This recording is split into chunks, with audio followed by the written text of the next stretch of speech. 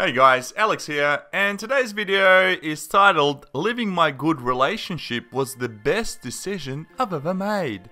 And this video, it was inspired by Sydney MG Tao, because he found that article and I thought I'd share it with you guys as well. So, just when you thought that your relationship is great with a Western woman, turns out that she has other ideas. My relationship was basically perfect, but I needed to find myself. So, the offer in Italy after her breakup. Oh god. Okay. Yep, not my type, but anyway. When I first met Mark, in the employee break room at the restaurant where we both worked 3 years ago, the connection was instant. During that first encounter, we discovered a mutual love for the Great Gatsby, Anthony Bourdain shows. Sorry, just vomited in my mouth after reading that name. And making the annual pilgrimage to Coachella every spring. He told me his dream was to open his own restaurant, and that he was waiting tables so he could scope out the competition. Oh wow, so that's a good save. When you're a waiter, just say, "I'm about to open my restaurant. I'm just scoping out the competition." Or if you're cleaning toilets, you can just say, "Yeah, I'm about to open my toilet cleaning company. I'm just scoping up the competition of the turds."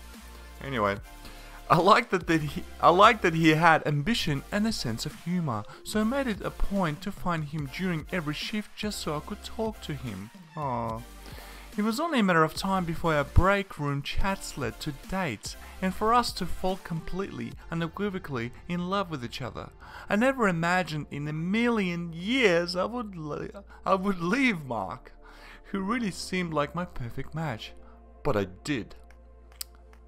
My relationship with Mark was pretty much ideal, but deep down I still had an urge to leave. In other words, she still had an urge to ride. If you get my drift. Mark and I adored each other's company and rarely fought. We had great sex, and often we communicated openly and supported each other's goals unconditionally. When I landed my first entry-level editorial gig, oh god, where is that going? Editorial gig? She sounds like she's working for Washington Post or some other far-left fake news organization. Mark celebrated with me rather than focus on the fact that it was unpaid. Oh yay! Great. See, they smooch off their parents, they smooch off their boyfriends. That's what happens in this world with this type of people. I became his biggest cheerleader when he decided to take business classes, and even encouraged him to apply to school. We wanted to see each other succeed, and that alone made our love so genuine and pure. But you had other plans, didn't you? Still, I couldn't shake this weird feeling in my gut that something wasn't right. Whenever I thought about the distant future, I fantasized about traveling the world, meeting other men. Yeah, come on, you know what she's saying. Moving to New York City and becoming a novelist someday. In every vision, I was alone. Aww. It frustrated me that I couldn't just ignore those thoughts and be happy with Mark. On paper, he fulfilled everything I wanted in a partner, and the future he offered me was promising. We daydreamed about buying a house in the Bay Area where we lived, raising awesome music-savvy children, and living happily ever after. His restaurant was going to sustain us financially so I could stay home and write as often as I wanted. Mark was already taking steps to give me this incredible life. So this is the deal, guys. This is what pretty much every woman out there dreams of: finding a man who will support her financially, who will look after her so she can do whatever the hell she wants. She can write, she can make crappy music, she can grab coffees with her friends. Anytime she wanted, she could go out for drinks, whatever. Not a worry in the world. That's what women want, but they will never tell you that. It seemed ridiculous that I was even considering any alternative when I had it so good with him. but I knew I wasn't living up to my full potential by staying in our relationship. See, she still wants more. She just didn't want the regular Mark who wanted some lousy restaurant. She wanted Chad, Tyrone, and then more some. Even though he encouraged me to pursue my dreams, I still felt like I was always compromising. I had to schedule specific times to write, the very thing I love most, because hanging out together ate up all our free time. Those free moments further disappeared when I picked up a new job to survive living in San Francisco, the city Mark adored. I declined amazing opportunities like moving to Spain for a teaching job, where she could meet Pablo and go on romantic dates and watching the sunset while he smashes her sideways. Brushing off by saying he and I were going to travel there together someday. I made these sacrifices because I believed that what we had together would always be enough. So she's saying that she had to give up all that time that she could write in order to spend time with Mark. Oh god. A sacrifice for a relationship? Who would have thought? But I had never really given myself the chance to find out if I could be more than enough on my own. Throughout my life, I jumped from relationship to relationship. Yep, riding the carousel. Because I desperately believed true love was the only recipe for happiness. I never learned how to seek fulfillment from within because I always looked for it in other people. Having doubts about our relationship meant I was finally challenging the idea that I needed someone else to validate my existence. I ultimately decided to break up with Mark when I accepted I would never truly be satisfied if I didn't know what I was capable of without him. Yeah, anyway, she wanted to upgrade, so yeah, Mark just wasn't good enough. He was just a simp, and she wanted to see what Chad and Tyrone were up to and what else she could do with her special secret areas. Well, not so secret anymore. When I told Mark this, he insisted we could fix things by giving each other space. Oh, what a simp. I reminded him nothing about our relationship was broken. I just didn't want it anymore. Yeah, she was broken, not him. That's the thing. I had no reason to walk away other than a belief in my heart that I had greater things ahead of me as a single woman. Yep. As long as you're not approaching the wall. This didn't make sense to him, and he called me selfish and heartless for giving up on what we had. Maybe he was right, but it didn't matter. I made up my mind. For the first time, I wasn't willing to compromise, and it was liberating. Yep, so she took great pride in breaking this guy's heart and telling him to get the F out. Quote, "You're going to regret losing this one day," he said as I turned away to leave. Well, that was a risk I was willing to take. So romantic. Breaking up with Mark was the most difficult yet most empowering decision I've ever made in my life. In the aftermath of our relationship, I discovered how life on my own could be equally, if not more fulfilling than the life we share together. Yeah, because every Western woman who is single or childless, well into her 30s and 40s, is the most empowering decision women can make in their entire life. Except after that, it gets very lonely because no man will touch you with a 10-foot pole, especially the ones who want to have children. I focused on becoming the best version of myself according to one's standards, but my own, and doing things I love without restriction. Well, who can challenge you if you're going out every night having fun, meeting randoms, and yeah, doing whatever you want? In the months after our breakup, I wrote more stories, articles, and poems than I did during our entire 3-year relationship. I drove the scenic route more often because I wasn't rushing home to be with anybody but myself. She's such a narcissist. It's just, yeah. All she cares about is herself. That's the most important person in her entire life. She doesn't care about her boyfriend or having kids or anything like that. She just wants to make herself happy.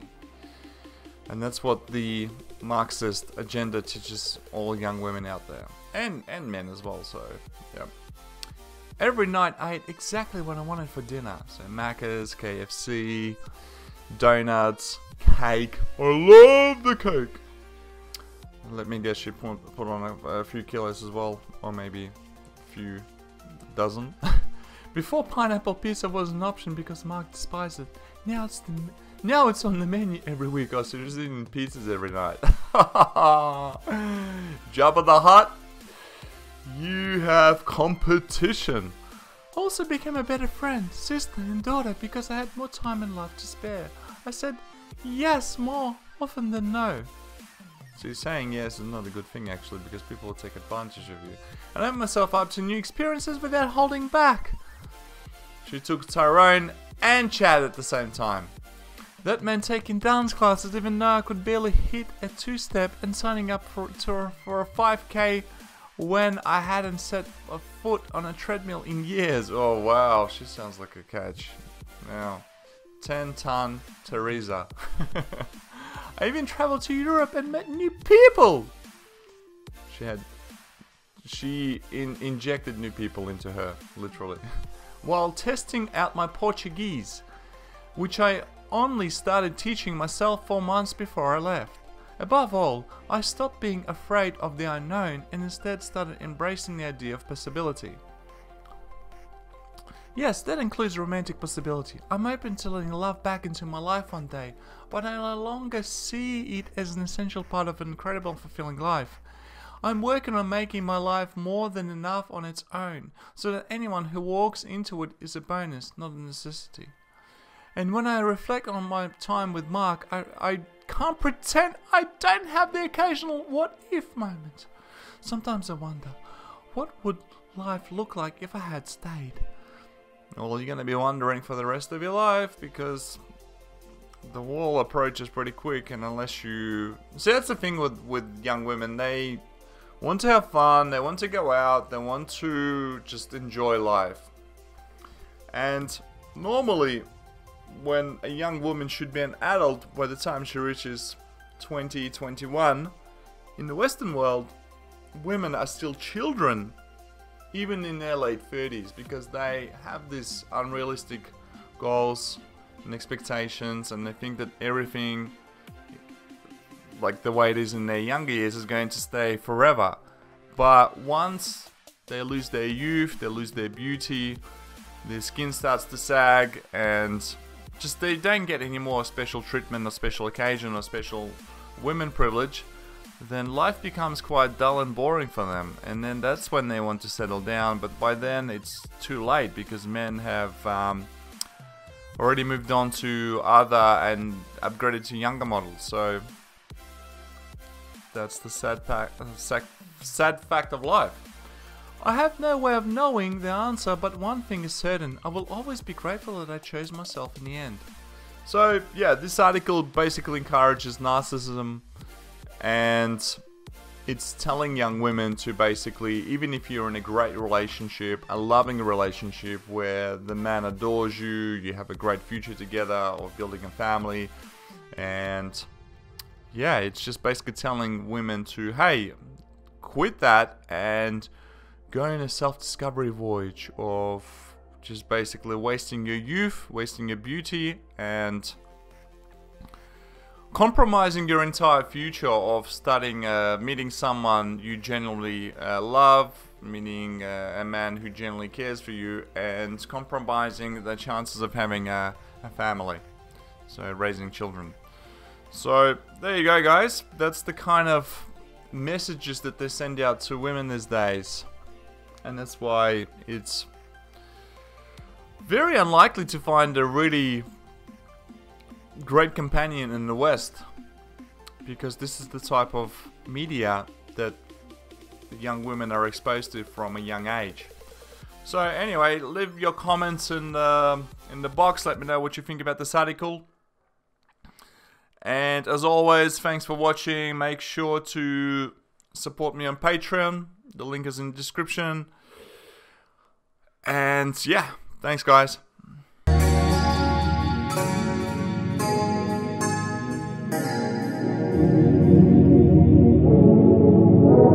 Drop the bass, Kitty.